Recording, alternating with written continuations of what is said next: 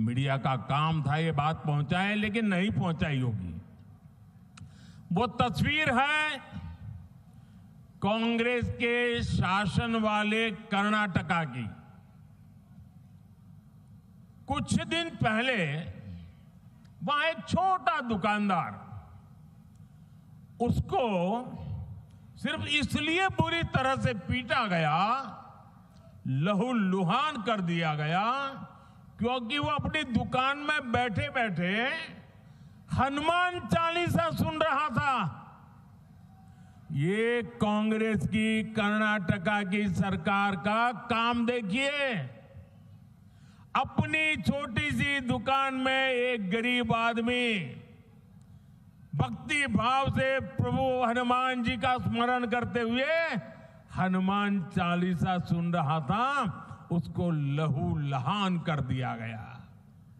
आप कल्पना कर सकते हैं, कांग्रेस के राज में हनुमान चालीसा सुनना भी गुनाह हो जाता है।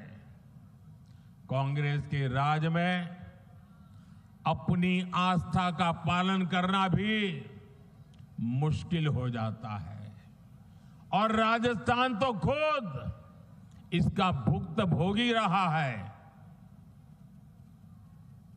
अब सीधी सीधी बात है, जब उनके पार्टी, उनके सारे नेता प्रभु राम का मंदिर बने, प्रभु राम का प्राण प्रतिष्ठा का अवसर हो, मंदिर के लोग जाके रूबरू में आने के लिए निमंत्रण दे, सम्मान पूर्वक निमंत्रण दे, और पब्लिकली उस निमंत्रण को ठुकरा दिया जाए, तो उनके चेले चपाटे भी हनुमान चालीसा करने वालों को पीटेंगे कि नहीं पीटेंगे भाइयों?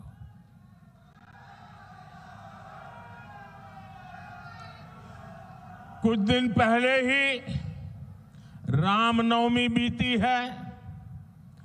कांग्रेस के जाने के बाद पहली बार शांति से शोभा यात्रा निकली है पूरे राजस्थान में, वरना पहले और चुनाव की आपाधापी गर्मी होने के बावजूद भी कांग्रेस ने तो, और हमारे यहां तो सूरज की पहली किरण का स्वागत भी राम राम सा से होता है। राम राम सा, कोई किसी को मिले तो पहले मुंह से निकलता है राम राम सा।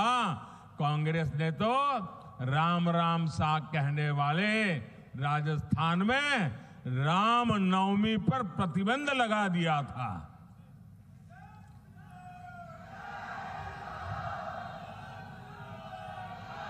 और हमारे किरोड़ी लाल ऐसे हर मुद्दे पर लड़ाई लड़ते थे।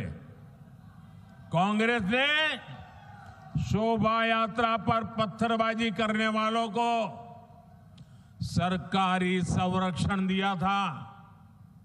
इसी कांग्रेस पार्टी ने तुष्टीकरण के लिए मालपुरा, करौली, छबड़ा, टोंक, जोधपुर को दंगों की आग में झोंक दिया था।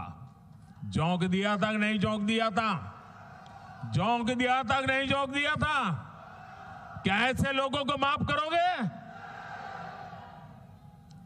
अब भाजपा सरकार आने के बाद किसी की हिम्मत नहीं है कि आपकी आस्था पर सवाल उठा दे।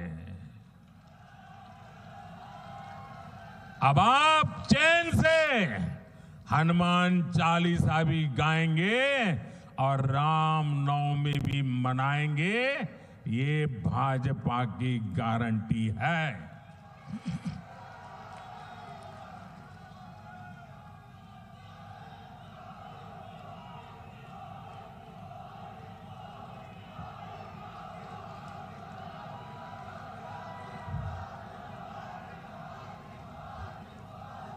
साथियों,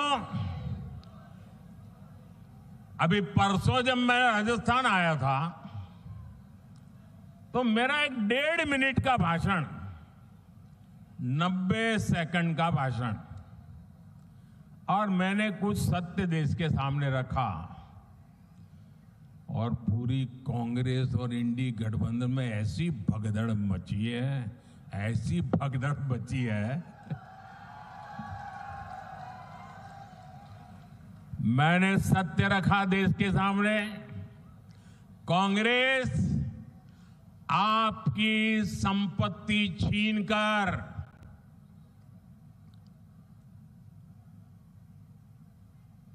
उनके खास लोगों को बांटने की गहरी साजिश रचकर बैठी है। 2-3 दिन पहले मैंने कांग्रेस की इस वोट बैंक की राजनीति, तुष्टीकरण की राजनीति का पर्दाफाश किया था। इससे कांग्रेस और उसको सिस्टम में उनको इतनी मिर्ची लगी है, इतनी मिर्ची लगी है कि वो हर तरफ गालियां देने में टूट पड़े। जो आए वो मोदी को गाली दे रहा है। मैं कांग्रेस से जानना चाहता हूं, आखिर कांग्रेस सच्चाई से इतना डरती क्यों है? कांग्रेस क्यों अपने नीतियों को ऐसे छिपाने में लगी है? जब आपने नीति बनाई है, निर्णय लिया है, तो अब जब मोदी जी ने खुल करके राज रख दिया, आपका हिडन एजेंडा बाहर आ गया, तो अब कांप रहे हो? अरे हिम्मत है तो स्वीकार करो, हम आपसे मुकाबला करने के लिए तैयार हैं।